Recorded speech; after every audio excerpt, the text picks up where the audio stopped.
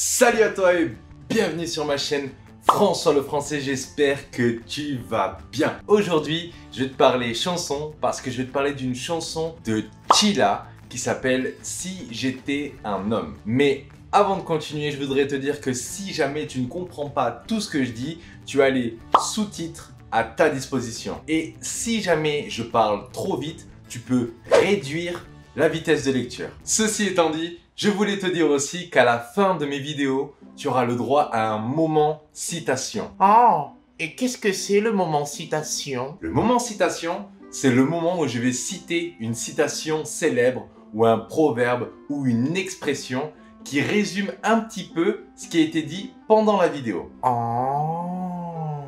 Enfin, bref. Parlons peu, parlons bien. Pourquoi cette chanson? Tout simplement parce que c'est l'une des chansons qui a fait le buzz pour Chila. C'est même la chanson qui a fait le buzz pour Chila et qui l'a rendue réellement connue en France en tout cas. Et j'adorerais te parler plus en détail de la carrière de Chila, mais si je le faisais, ça donnerait une vidéo de 4 heures, ça serait interminable. Et donc, je dois faire un choix. Je préfère aller à l'essentiel. Mais, par contre, si jamais l'idée te plaît, si tu aimerais une vidéo où j'explique un petit peu la carrière des chanteurs que j'ai présentés dans mes vidéos, pourquoi ils ont été marquants dans l'histoire de la musique française, écris-moi ça en commentaire et je pourrais peut-être dédier une vidéo rien qu'à ça. Mais pour l'instant, je vais me contenter de t'expliquer brièvement de quoi parle la chanson. Donc en fait, dans cette chanson, Chila inverse les rôles entre les hommes et les femmes et elle explique comment elle se comporterait si elle était un homme, pour mettre en évidence le comportement misogyne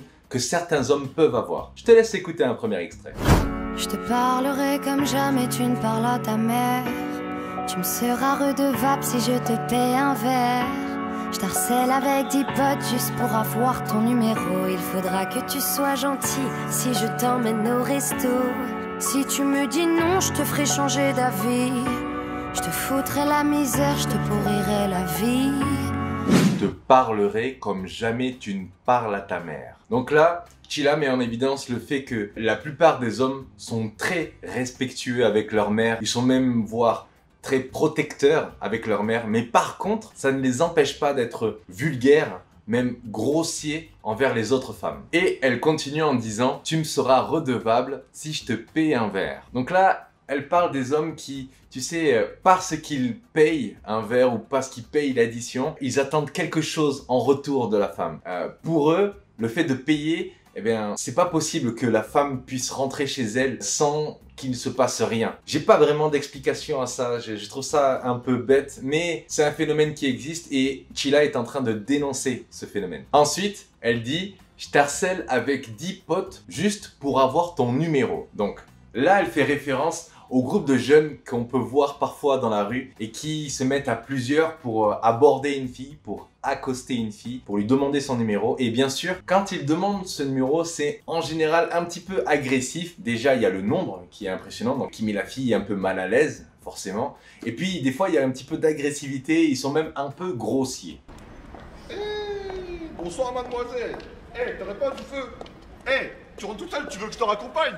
Hey, je sais que c'est une pute, vas-y, sale pute.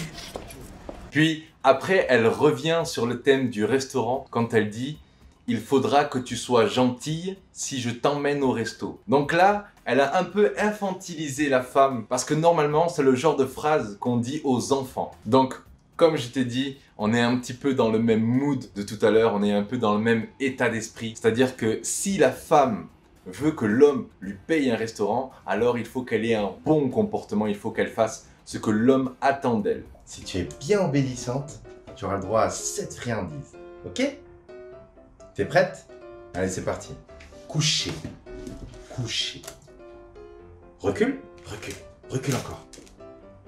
Au pied. Au pied. Donne-moi la patte. Donne-moi la patte. Oui. C'est bien, ma chienne. Tiens. Et elle poursuit en disant « Si tu me dis non, je te ferai changer d'avis ». Bon, moi personnellement, j'y vois une référence au consentement lors des actes sexuels. Ce qui veut dire que même si la femme n'est pas d'accord, même si la femme n'a pas envie d'avoir de relations intimes avec l'homme, eh bien lui, il va la faire changer d'avis, il va la forcer à avoir un rapport sexuel, ce qui insinue le viol. Mais sans parler d'actes sexuels, on peut aussi comprendre que la femme n'a pas le droit d'être en désaccord avec l'homme, elle doit être disposée à lui faire plaisir et encore plus si l'homme lui a payé un restaurant. Et elle confirme cette idée de violence quand elle dit « je te foutrai la misère, je te pourrirai la vie ». Donc ça veut dire que si jamais la femme dit non aux avances de l'homme, si jamais elle refuse les avances de l'homme, alors il foutra la misère. C'est-à-dire que il fera de sa vie un enfer. Quand une femme dit « putain, il m'a foutu la misère », ça peut vouloir dire plusieurs choses. C'est assez nuancé comme terme. Ça peut vouloir dire que l'homme l'a harcelé, il lui a crié dessus, il lui a fait une mauvaise réputation auprès de son entourage. Mais ça peut aussi vouloir dire qu'il a été violent et qu'il a frappé sa femme. Écoutons la suite. Je ferai selon mon orgueil, selon mes envies. Je te dirai que t'es la seule, je te ferai sentir unique. Je regarderai le foot, toi tu feras la vaisselle. Je t'enverrai bien te faire foutre quand tu me feras une scène. Si je t'achète une chaîne, deviendras-tu ma chienne? Je te serai infidèle, mais tu reviendras quand même. Je ferai selon mon orgueil, selon mes envies. Donc là, elle décrit un homme qui agit selon son orgueil. L'orgueil qui est un sentiment, je rappelle, qui nous donne une image exagérée de notre propre personne, qui nous amène à nous croire supérieurs aux autres. Et donc en gros, cet homme-là, il fait selon ses envies, sans se soucier si la femme est d'accord ou pas. Puis elle enchaîne avec « je te dirai que t'es la seule, je te ferai sentir unique ». Donc là, elle décrit l'aspect manipulateur que peuvent avoir certains hommes lorsqu'ils donnent la sensation aux femmes d'être uniques et spéciales à leurs yeux. Ce qui parfois peut rendre les femmes très dépendantes et accros même. Ensuite, elle dit « je regarderai le foot, toi tu feras la vaisselle ». Comme si chacun avait une place propre à lui. La femme en cuisine et l'homme sur le canapé à regarder le foot. Ensuite, elle dit « je t'enverrai bien te faire foutre quand tu me feras une scène ». Alors déjà, qu'est-ce que c'est faire une scène? Faire une scène, c'est faire un scandale et montrer notre mécontentement. Donc, quand la femme lui fera une scène, montrera son mécontentement, eh bien lui, il enverra bien se faire foutre. C'est-à-dire qu'il ne prendra pas en compte le mécontentement de la femme, il va l'ignorer, il va même la repousser verbalement, car de toute manière, comme il a été dit un petit peu avant, la femme est accro. Donc, elle finira par revenir et se calmer. Et je voudrais revenir sur l'expression « envoyer se faire foutre » parce que, tu l'as compris, ça veut dire repousser quelqu'un verbalement. Mais par contre, c'est une expression vulgaire. Dans le même registre de vulgarité, tu peux dire aussi envoyer chier, envoyer se faire enculer, envoyer se faire mettre et envoyer péter. Ça, c'est pour le registre vulgaire que tu ne peux pas dire à tout le monde. Et pour le registre un peu plus acceptable, on va dire, tu as envoyer valdinguer, envoyer balader, envoyer se faire voir, envoyer se faire cuire un œuf et envoyer promener. Maintenant que ta liste d'expressions est enrichie, nous pouvons continuer. Elle continue en disant « si je t'achète une chaîne, deviendras-tu ma chienne ?» Donc là, il y a un jeu de mots parce que une chaîne, ça peut désigner un collier ou une laisse qu'on utilise avec les chiens généralement. Mais ça peut aussi vouloir dire un collier. Donc, on est toujours dans le même esprit que tout à l'heure avec le resto. Donc en gros, la question c'est si je t'achète un bijou, est-ce que tu me seras obéissante? Est-ce que tu me seras soumise? Et elle termine ce couplet avec « je te serai infidèle, mais tu reviendras quand même ». Donc, on est toujours dans l'esprit de dominance de l'homme, c'est-à-dire que l'homme peut aller voir ailleurs, il peut tromper sa femme avec d'autres femmes, il s'en fiche parce que dans tous les cas, la femme va finir par revenir car elle est sous son contrôle, elle est sous son emprise. Si j'étais un homme, si on inversait les rôles, je soulèverais ta robe, garderais-tu le contrôle? Si j'étais un homme, si on échangeait de peau, je t'appellerais salope, me tournerais-tu le dos? Si j'étais un homme, si on inversait les rôles, je soulèverais ta robe, garderais-tu le contrôle? Donc là, on est dans l'esprit d'inverser les rôles entre les hommes et les femmes. Donc la question c'est, si les hommes étaient des femmes et que quelqu'un soulevait leur robe, est-ce qu'ils se défendraient? Puis, elle continue en disant, si j'étais un homme, si on échangeait de peau, je t'appellerais salope, me tournerais-tu le dos? Je sais pas si tu sais, mais parfois, quand les femmes se font draguer dans la rue et qu'elles refusent les avances ou qu'elles ignorent les avances des hommes, eh bien elles se font insulter. Et la question c'est, si les hommes étaient des femmes, est-ce qu'ils se rebelleraient, est-ce qu'ils se défendraient lorsqu'ils se feraient insulter dans la rue? Ou alors, est-ce qu'ils continueraient leur chemin en ignorant les insultes? Passons maintenant au deuxième couplet. Si j'étais un homme, je pisserais contre les murs. Je draguerais les darons, les ados, les nonnes et les putes. Permis de m'envoyer en l'air, valable sur la terre entière. Pas le même jugement, le même contrat, le même salaire. Je serais ton indépendance, ton investissement à long terme. On s'est dit pour la vie, j'ai signé le crédit pour la Benz. C'est dans la nature, le mal est dominant. Si j'étais un homme, je pisserais contre les murs. On est toujours dans l'idée que l'homme est surpuissant et que, tu sais, il peut pisser partout, donc il pisserait partout contre les murs. Pour les femmes, on sait que c'est un peu plus compliqué. Après, je draguerais les darons, les ados, les nonnes et les putes. Donc là, Chilla décrit un homme qui s'en fiche du style de la femme. Elle peut être plus âgée, elle peut être plus jeune, elle peut être religieuse ou autre. Il s'en fiche. Il fait selon ses envies. Mais je voudrais rentrer un peu plus en détail avec cette phrase-là, car il y a peut-être des mots que tu ne connais pas. Par exemple, le mot daron. Daron, c'est un terme familier pour dire la maman. Donc daron, c'est le papa, daronne, c'est la maman. Mais dans cette phrase-là, c'est pas pour dire maman ou papa, c'est plutôt pour dire une femme âgée, une femme mûre. Un peu comme une cougar. Et si tu sais pas ce que c'est une cougar, je t'en parle dans une précédente vidéo. Ensuite, on a le mot ado, qui est l'abréviation du mot adolescent. Ça, c'est pour le mot masculin. Mais au féminin, ça donne adolescente. Et qu'est-ce que c'est un adolescent? Un adolescent, c'est un jeune qui a entre 12 et 20 ans à peu près. Il y a plusieurs définitions, je crois que l'Organisation mondiale dit que c'est entre 10 et 24 ans. Bon, je trouve ça un peu large, mais voilà. Globalement, c'est pour désigner quelqu'un de jeune. Elle parle aussi de nonnes.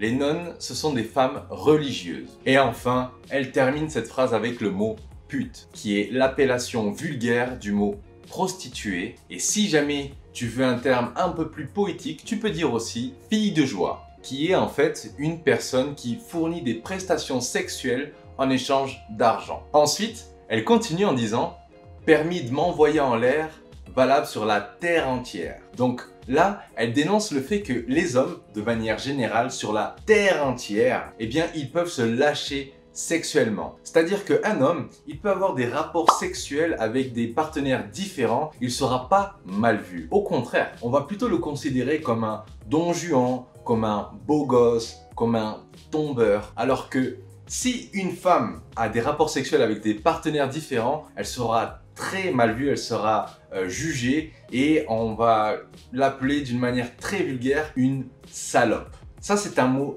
très vulgaire, c'est très péjoratif. Ensuite, elle va parler d'une autre inégalité entre les hommes et les femmes, l'inégalité dans le monde du travail.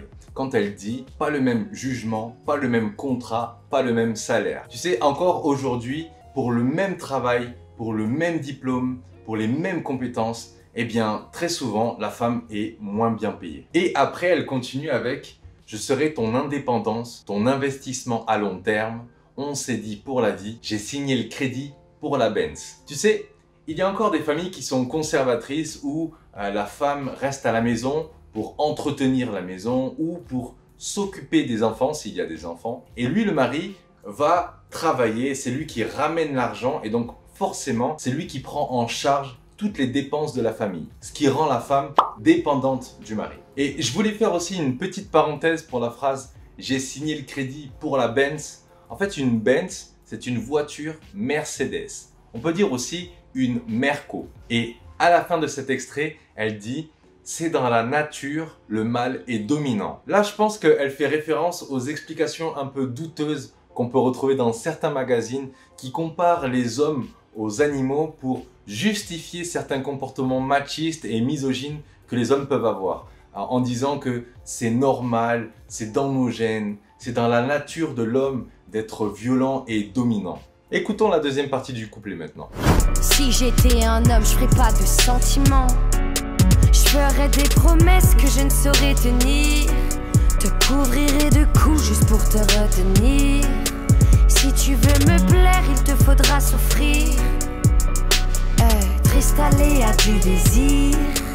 Si j'étais un homme, je ferais pas de sentiments. Là, elle dénonce le stéréotype qu'on a encore de nos jours dans la société par rapport à la virilité des hommes. Un homme ne peut pas montrer ses sentiments, il ne peut pas pleurer, il ne doit pas être faible, il doit être fort. Puis elle poursuit en disant « Je ferai des promesses que je ne saurais tenir ». Je sais pas si tu sais, mais dans les couples où la femme se fait battre par l'homme, eh bien, très souvent, l'homme, pour se faire pardonner, il promet qu'il ne recommencera plus, qu'il ne la frappera plus. Et bien évidemment, très souvent, il finit toujours par recommencer à la frapper. D'ailleurs, juste après, elle dit « te couvrirai de coups juste pour te retenir ». Tu sais, c'est un phénomène très fréquent dans les couples où il y a des violences conjugales. Quand le mari sent que la femme va le quitter, qu'elle va enfin prendre son envol et qu'elle va quitter la maison, eh bien c'est à ce moment-là précis qu'il va avoir tendance à être plus violent. Me demande pas pourquoi, j'ai pas vraiment d'explication logique à ça. Et elle termine ce couplet en disant « si tu veux me plaire, il te faudra souffrir ». Là, elle dénonce le fait que les femmes doivent souffrir pour être belles, pour pouvoir plaire aux hommes. Et là, pour le coup, c'est le seul point où je suis pas vraiment d'accord avec Chila dans cette chanson. Honnêtement, je pense vraiment pas que les hommes mettent une quelconque pression aux femmes pour être des top modèles, pour être au top du top. Je pense plutôt que c'est un phénomène de société et que maintenant, aujourd'hui, on veut tous un partenaire, un copain, une copine athlétique, musclée. Et donc, forcément, si tu veux un copain ou une copine parfaite, entre guillemets, eh bien, il faut que toi aussi, tu sois athlétique et musclé et tout ça. Donc, je pense que la pression, on se la met nous-mêmes du côté des garçons et des filles. Bien sûr, ça reste mon opinion personnelle. Et toi, dis-moi ce que tu en penses en commentaire. Passons maintenant au troisième couplet. Aveuglé, j'ai oublié celui qui prend soin de sa mère. Je retiens celui qui se conduit comme un gentleman. Il y a des hommes de valeur, de cœur, des hommes fiers. L'ami, le bon mari, le frère et le père. Celui qui prend soin de sa mère, qui se conduit en gentleman. Des hommes de valeur, des hommes fiers. L'ami, le bon mari, le frère et le père. Oh, oh, si j'étais un homme. Dans ce troisième couplet, Chila vient tempérer tout ce qu'elle a dit avant, elle vient équilibrer la situation en rappelant que tous les hommes ne sont pas tous mauvais et qu'il y a aussi des hommes bons. Et elle commence ce couplet avec « Aveuglé, j'ai oublié celui qui prend soin de sa mère ». Aveuglé, ça veut dire quand on ne voit plus, quand on n'en arrive plus à voir. Et donc, elle est en train de reconnaître que ses expériences passées, ses mauvaises expériences passées avec les hommes, lui ont fait oublier qu'il y a aussi des hommes bons. Et elle parle aussi des hommes qui se conduisent en gentleman. Qu'est-ce que c'est une conduite de gentleman? Un gentleman, c'est quelqu'un qui paye l'addition sans rien attendre en retour. C'est quelqu'un qui va ouvrir la porte et va laisser passer la femme, passer en première. C'est quelqu'un aussi qui fait attention à son apparence. C'est quelqu'un qui fait attention à lui, c'est quelqu'un qui est toujours bien habillé et propre sur lui. C'est quelqu'un aussi qui est à l'écoute. Il va écouter, il va laisser la femme s'exprimer et puis surtout, il va s'intéresser à ce que la femme dit. Puis, elle parle aussi des hommes de valeur. Qu'est-ce que c'est un homme de valeur? Un homme de valeur, c'est quelqu'un qui a une ligne de conduite. Par exemple, une de ses valeurs, ça pourrait être gentleman. Mais ça peut être aussi être respectueux, ne jamais manquer de respect aux gens. C'est quelqu'un aussi qui sait reconnaître quand il fait des erreurs. C'est quelqu'un qui peut aider son entourage lorsqu'il en a la possibilité. Quand il voit quelqu'un qui est dans le besoin, eh bien, s'il peut, il l'aide. C'est quelqu'un aussi qui ne juge pas les gens à leur apparence. Il ne va pas se fier aux apparences ou aux origines. Il ne va pas tomber dans les préjugés ou dans les stéréotypes. Et tu vois, tout ça, c'est Bibi.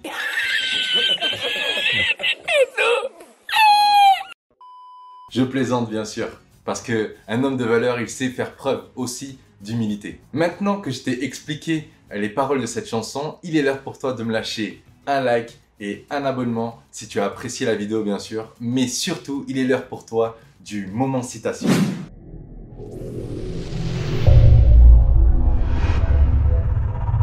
pour aujourd'hui, c'est une citation de Gandhi qui dit « Appeler les femmes le sexe faible est une diffamation, c'est l'injustice de l'homme envers la femme. Si la non-violence est la loi de l'humanité, l'avenir appartient aux femmes. » Sur ce, moi je vais te dire à plus, à bientôt et à la prochaine.